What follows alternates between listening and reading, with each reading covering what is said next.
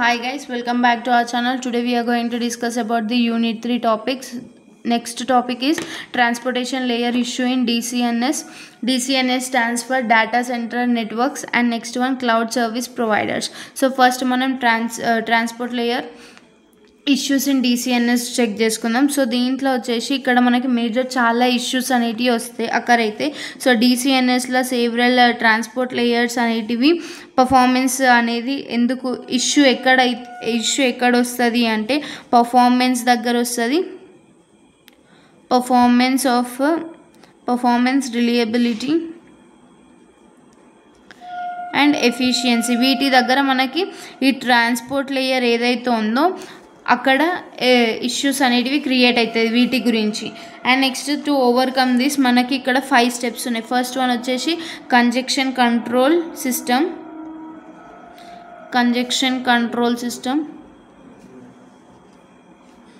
So ఈ conjunction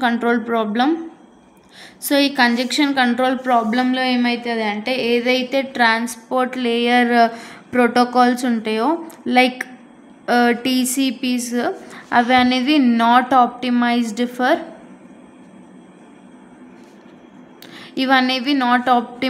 for speed.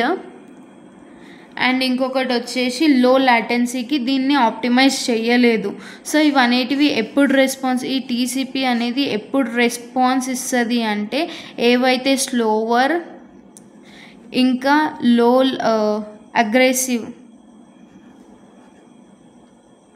అగ్రెసివ్గా వచ్చే టోకెన్స్ ప్యాకెట్స్ ఏవైతే వస్తాయో వాటికి ఇవి రెస్పాన్స్ అనేది ఇస్తుంది. ఎందుకు ఇస్తుంది అంటే క్విక్ బిల్ట్ అవుతుంది కాబట్టి. క్విక్ బిల్ట్ అండ్ నెక్స్ట్ వచ్చేసి throughput degradation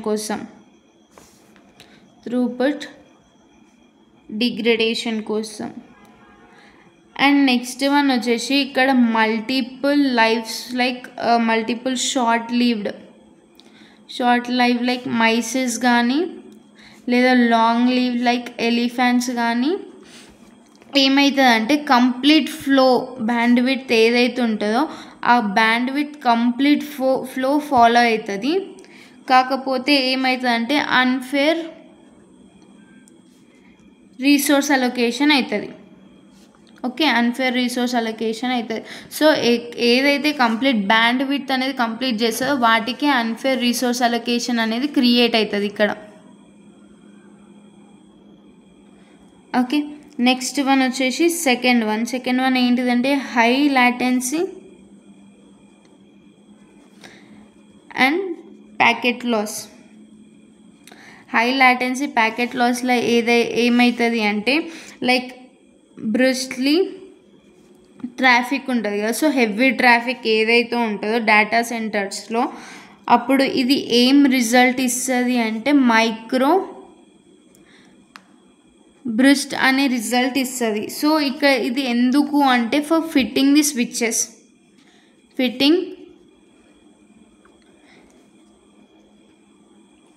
switch buffers and ఇంకొకటి causing packet loss. Packet loss అవుతుంది. నెక్స్ట్ వన్ వచ్చేసి ఇది ఎప్పుడైతే ట్రిగ్గర్ అనేది లాస్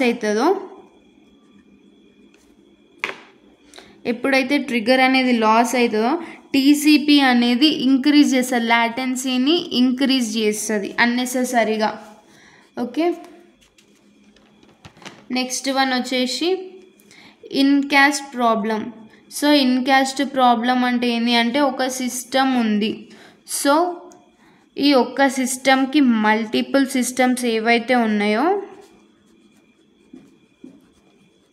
సైమల్టేనియస్గా ఒకరి తర్వాత ఒకరు డేటా అనేది ట్రాన్స్ఫర్ చేస్తుంటే ఇక్కడ ఏమవుతుంది అంటే ఓవర్లాపింగ్ అనేది అవుతుంది. ఓవర్లాపింగ్ అయిన తర్వాత స్విచ్చెస్ లైక్ స్విచెస్ ఇంకా సర్వర్ త్రూపుట్స్ ఏవైతే ఉంటాయో అవి కొలాప్స్ అయ్యి మనకి ఏం ప్రొవైడ్ చేస్తుంది అంటే synchronisation packet loss. Okay, packets అనేటివి లాస్ అవుతాయి. ఇక్కడ కొలాప్స్ అయిన తర్వాత ప్యాకెట్స్ అనేది లాస్ అవుతుంది. సో ఇన్ కేస్ ప్రాబ్లమ్ అంటే అది మల్టిపుల్ సర్వర్స్ అనేది ఒకరి తర్వాత ఒకరి డేటా అనేది ట్రాన్స్ఫర్ చేస్తే ఓవర్ ల్యాపింగ్ అవుతుంది. ఓవర్ ల్యాపింగ్ వల్ల లైక్ సర్వర్ అండ్ సర్వర్ త్రూపుట్స్ ఏవైతే ఉంటాయో అవి కొలాప్స్ అయ్యి మనకి ప్యాకెట్స్ అనేవి లాస్ట్ అవుతాయి. సో అది ఏంటిది ఇన్కాస్ట్. సో ఫోర్త్ వన్ వచ్చేసి inefficient flow computation time. Inefficient flow computation టైంలో ఏమవుతుంది అంటే లైక్ అది డిస్క్రైబ్ చేయదు షార్ట్ ఫ్లో ఏంది, టీసీపీ అనేటిది డిస్క్రైబ్ చేయదు. షార్ట్ ఫ్లో ఏంటి, లాంగ్ ఫ్లో ఏంటి అనేది డిస్క్రైబ్ చేయదు, అంటే డిఫరెన్షియేట్ చేయదు. కాబట్టి ఇక్కడ ఏదైతే షార్ట్ ఫ్లో ఉందో, ఎగ్జాంపుల్ లైక్ వెబ్ క్వైరీస్ తీసుకుంటే, సో ఇది అనేటిది ఏం ఫేస్ చేస్తుంది అంటే డిలే, అంటే లైక్ డిలేని ఫేస్ చేస్తుంది. ఎందుకంటే వెయిటింగ్ టైం ఇది ఎక్కువ తీసుకుంటుంది. సో ఆల్వేస్ ఏదైతే లైక్ కంజెక్షన్ ఏదైతే ఉందో always it flows the long ఫ్లోనే ఫ్లో అవుతున్నప్పుడు ఇక్కడ షార్ట్ ఫ్లో ఏదైతే ఉందో దట్ షుడ్ బి లైక్ అది ఏం చేస్తుంది అంటే డిలేని ఫేస్ చేస్తుంది. ఇక్కడ డిలేని ఎందుకు ఫేస్ చేస్తుంది, ఎక్స్పీరియన్స్ చేస్తుంది. ఎందుకు అంటే ఆల్వేస్ కంజెక్షన్ ఏదైతే ఉందో అది లాంగ్ ఫ్లోనే పంపిస్తూ ఉంటుంది కాబట్టి. సో ఇక్కడ ఏమవుతుంది అంటే ఎఫెక్టింగ్ లాటెన్సీని ఎఫెక్ట్ చేసి సెన్సిటివ్ అప్లికేషన్స్ అనేటివి ఇస్తుంది దీనికి. ఓకే, లాటెన్సీ ఎఫెక్ట్ అవుతుంది, సెన్సిటివ్ అప్లికేషన్స్ వస్తాయి. So next last and final fifth one వచ్చేసి lack of transport layer adaptation. Lack of transport layer అడాప్షన్లో ఏమవుతుంది అంటే టీసీపీస్ అనేటివి మనము వైడ్ ఏరియా వ్యాన్స్ యూజ్ చేసుకొని అజ్యూమ్ చేసుకుంటే, టీసీపీస్ అనేటివి వైడ్ ఏరియా నెట్వర్క్స్ని బేస్ చేసుకొని మనం డిజైన్ చేస్తే అవనేటివి ఎక్కువ హై బ్యాండ్ విడ్త్ ఉండవు, కాకపోతే వాటికి లో డిలే అనేటిది ఉంటుంది. నో హై బ్యాండ్ విడ్త్ లో డిలే ఉంటుంది, డిసిఎన్ఎస్. ఓకే, నెక్స్ట్ వన్ ఇది ఏమవుతుందంటే యూటిలైజేషన్ అనేది ఫెయిల్ చేసుకుంటే ఏదైతే ఆపర్చునిటీస్ అనేటివి వస్తాయి దీనికి యూటిలైజ్ చేసుకోమని. సో ఆ ఆపర్చునిటీస్ వచ్చిన వాటిని ఇది ఫెయిల్ చేసుకొని కెపాసిటీ ఎఫిషియన్సీ ఏదైతే ఉంటుందో దాన్ని లాస్ చేసుకుంటుంది. అందుకే మనం డైనమిక్ ఏదైతే ఉంటుందో డైనమిక్ వాటికి ఇది మనం యూజ్ చేయము. Okay, so this is about the transport layer issue in DCNS. So next వచ్చేసి cloud service provider, the last topic of this unit. Cloud service provider అంటే ఏం లేదుగా, షార్ట్గా చెప్తా. సో ఇప్పుడు క్లౌడ్ సర్వీస్ ప్రొవైడర్స్ అనేటివి మనం దేనికి యూజ్ చేస్తాము అంటే కంపెనీస్కే యూజ్ చేస్తాము. Okay, this cloud service providers are used for the companies అనేటివి దేనికి యూజ్ చేస్తాయి, రీసోర్స్ కోసం, స్టోరేజ్ కోసం, సర్వీస్ కోసం, దేని త్రూ ఇవన్నీ అన్నీ కూడా దేని త్రూ యూజ్ చేస్తే అంటే ఒక నెట్వర్క్తో. ఓకే, నెట్వర్క్ ఇది మనం ఎట్లా యూజ్ చేస్తామంటే మనం ఎంత అయితే యూజ్ చేసుకుంటామో అంతే పే చేస్తాం. అయితే ఇక్కడ pay has you go basis. Okay, నువ్వు ఎంత అయితే యూజ్ చేస్తావో దానికే నువ్వు పే చేస్తావు. నెక్స్ట్ వన్ వచ్చేసి ఇది అనేటిది మనము లార్జ్ డేటా ఏదైతే ఉంటుందో లార్జ్ స్కేల్ డేటాలో దీన్ని వాడతాము. ఓకే, లార్జ్ స్కేల్ డేటాలో దీన్ని వాడతాము. అండ్ నెక్స్ట్ వన్ ఇది కొన్ని సర్వీసెస్ ఇన్ఫ్రాస్ట్రక్చర్ సర్వీసెస్కి సపోర్ట్ చేస్తుంది, సర్వీస్ ఇస్తుంది. సో అవి వచ్చేసి మనకు తెలుసు almost IaaS, PaaS, SaaS. So total 3 వీటికి లైక్ ఇన్ఫ్రాస్ట్రక్చర్ సర్వీసెస్ అనేటిది ఇస్తాము. సో మనకు తెలిసినవి ఇవే సర్వీసెస్ అంటే. కాకపోతే మేజర్గా ఉంటాయి కదా, మేజర్ క్లౌడ్ సర్వీసెస్ వచ్చేసి ఏంటివి అంటే like Amazon Web Services, Microsoft Azure, Google Cloud Platform, IBM Cloud, ఇంకొకటి Oracle Cloud. Okay, Oracle Cloud. And next one చూసుకుంటే ఇది ఏం ప్రొడ్యూస్ చేస్తా అంటే స్కేలబిలిటీ కంప్యూట్ చేసుకుంటుంది. ఫస్ట్ స్కేలబిలిటీ కంప్యూటింగ్ పవర్ ఏం ఆఫర్ చేస్తుంది, ఇవన్నిటివి ఏం ఆఫర్ చేస్తాయి అంటే స్కేలబిలిటీ కంప్యూటింగ్ పవర్ అనేది ఆఫర్ చేస్తాయి. స్టోరేజ్ ఉంటుంది, దీనికి స్టోరేజ్ సొల్యూషన్స్ అనేటిది ఇస్తుంది మనకి. అండ్ డేటాబేస్ కూడా మనం క్యాలిక్యులేట్ చేసుకోవచ్చు. మిషన్ లెర్నింగ్ టూల్స్ కూడా మనం దీంట్లో వాడవచ్చు. And next one networking services కూడా మనం దీంట్లో యూజ్ చేస్తాం. These are responsible and maintain. ఇవనేటివి ఎందుకు అంటే మనం వీటిని రెస్పాన్సిబుల్ ఇంకా మెయింటైన్ చేసుకోవాలా. ఏం మెయింటైన్ చేసుకోవాలా, లైక్ హార్డ్వేర్స్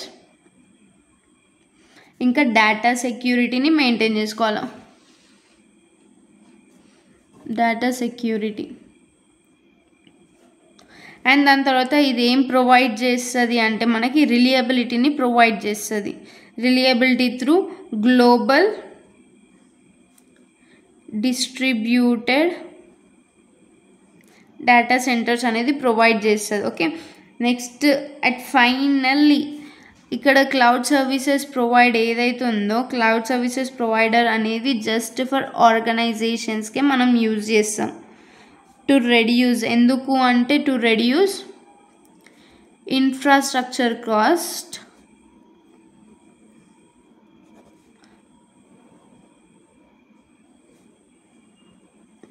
ఇన్ఫ్రాస్ట్రక్చర్ కాస్ట్స్ ఏవైతే ఉంటాయో దాన్ని రెడ్యూస్ చేసుకొని ఇంకా పర్ఫార్మెన్స్ ఏదైతే ఉంటుందో ఫ్లెక్సిబిలిటీ కానీ అండ్ అక్యూరసీ కానీ ఇన్వాల్వ్మెంట్ కానీ రిసోర్సెస్ కానీ వీటిని ఇంక్రీజ్ చేసుకుంటాం, ఇంప్రూవ్ చేసుకుంటాం. అండ్ నెక్స్ట్ ఇది ఎట్లా అంటే వితౌట్ నీడ్ ఆఫ్, ఇవనేటివి without need of physical hardware. So this is about the cloud service. So సింపుల్గా చూడాలి అంటే ఫస్ట్ మనం once again come from here. So transport layer అనేది కొన్ని ఇష్యూస్ ఫేస్ చేస్తుంది. ఎక్కడ ఫేస్ చేస్తాయి అంటే like performance, reliability and efficiency దగ్గర. సో దీంట్లో ఫస్ట్ పాయింట్ వచ్చేసి congestion control problem. Congestion control problem అనేది ఎట్లా ఫేస్ చేస్తామంటే ఫస్ట్ ఏదైతే ట్రాన్స్పోర్ట్ లేయర్ ప్రోటోకాల్స్ అనేటివి లైక్ టీసీపీ ఉంటాయి కొన్ని, అవి అనేటివి లైక్ అవి స్పీడ్కి ఇంకా లో లాటెన్సీకి ఆప్టిమైజ్ చెయ్యము. సో ఈ టీసీపీస్ అనేవి ఎప్పుడు రెస్పాన్స్ ఇస్తాయంటే ప్యాకెట్స్ అనేటివి స్లోగా రావడం కానీ అగ్రెసివ్గా రావడం కానీ ఉంటాయి కదా, సో వాటికి ఇది రెస్పాన్స్ ఇస్తుంది. అండ్ నెక్స్ట్ లైక్ ఇంకొకటి వచ్చేసి మల్టిపుల్ షార్ట్ లీవ్స్ మైస్ కానీ లాంగ్ లీవ్స్ ఎలిఫెంట్స్ కానీ ఇవి అన్ని కంప్లీట్ బ్యాండ్విడ్త్ అనేది ఫాలో అవుతుంది. కాకపోతే ఇక్కడ అన్ఫేర్ అలొకేషన్ అనేది ఉంటుంది వాటికి. And next here high latency and packet losses. High latency and packet losses కాడ ఏమవుతుంది అంటే లైక్ బ్రిస్లీ ట్రాఫిక్ అనేది ఏం రిజల్ట్ ఆఫ్టెన్ రిజల్ట్ టు ఏం రిజల్ట్ ఇస్తుంది అంటే మైక్రో బ్రిస్ట్ ఇస్తుంది. సో అది ఎక్కడ అక్కడ అవుతుంది అంటే ఫిట్టింగ్ స్విచ్ బఫర్స్ కాడ. అండ్ ఇక్కడ ఏమవుతుంది అంటే ప్యాకెట్స్ అనేటివి లాస్ అయిపోతాయి. అండ్ నెక్స్ట్ ప్యాకెట్స్ అనేటివి లాస్ అవుతాయి. నెక్స్ట్ వన్ ఇన్కాస్ట్ ప్రాబ్లం ఎక్కడ అక్కర్ అవుతుంది అంటే ఒకటే సిస్టమ్కి మల్టిపుల్ సిస్టమ్స్ అనేటివి సైమల్టేనియస్గా డేటా అనేది పాస్ చేసి అక్కడ ఓవర్లాపింగ్ అవుతుంది. ఓవర్లాపింగ్ అవ్వడం వల్ల సర్వర్ త్రూపుట్స్ ఏవైతే ఉంటాయో అవి కొలాబ్స్ అయ్యి మనకి ప్యాకెట్స్ అనేటివి లాస్ అవుతాయి ఇక్కడ. Okay, inefficient flow